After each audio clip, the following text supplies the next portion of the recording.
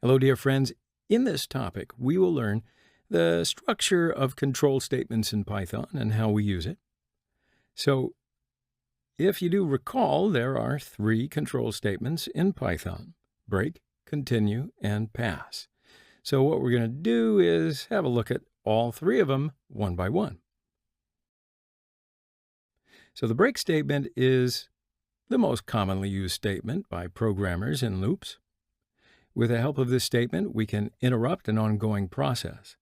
Thus, the cycle is terminated without being bound to any condition. For example, number equals 0, while number is less than 15, print number plus equals 1. All right, so we know this loop. Now let's try to use the break statement. Number equals 0, while number is less than 15. Print number. If I equals 9,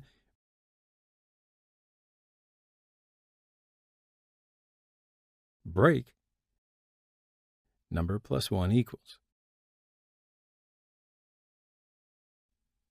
And as you can see, when the number variable's value reaches 9, the loop stops and terminates. So the most common use for break is when some external condition is triggered requiring a hasty exit from a loop. The break statement can be used in both while and for loops. So we try to use the break statement at a while loop. This time, let's try to use the break statement at a for loop. So create a list named list. List equals 1, 2, 3, 4, 5, 6, 7, 8.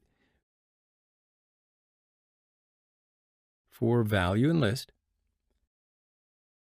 If value equals 6, break. Print value. And there's the result. So the break statement terminates only the loop in which it exists. If there are nested loops and a break is used in the innermost loop, only that innermost loop ends. So the task of the continue statement is to ensure that everything that follows it is skipped and it returns at the beginning of the loop. So let's have a look at some examples to understand the continue statement. Number equals 0, while number is less than 20. If number equals 2, number plus equals 1. Continue. Print number plus equals 1.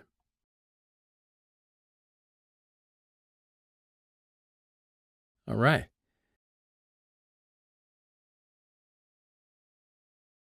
So the pass statement is used when a statement is required syntactically, but you don't want any command or code to be executed. The pass statement is basically a null operation, which means that nothing happens when it executes, right? So we generally use it as a placeholder. In other words, suppose we have a loop or a function that is not implemented yet, but we want to implement it in the future. Well, can't have an empty body here, right? The interpreter would complain. So we use the pass statement to construct a body that does nothing. So we can't create a loop without a statement. If we try, we get an error. For example, let's create a for loop for number in range 35.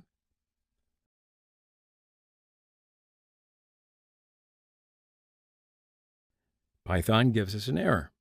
So now let's try it with pass. For number in range 35.